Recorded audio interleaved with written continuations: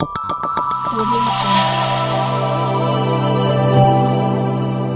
Jungle.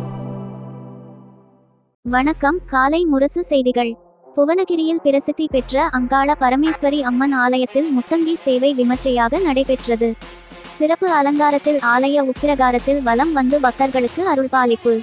Cuddalore மாவட்டம் புவனகிரியில் உள்ள பிரசித்தி பெற்ற ஸ்ரீ அங்காள பரமேஸ்வரி அம்மன் ஆலயத்தில் மாசி மாத மயான சூறை உற்சவத்தை முன்னிட்டு அம்மனுக்கு முத்தங்கி சேவை விழா விமர்சையாக நடைபெற்றது.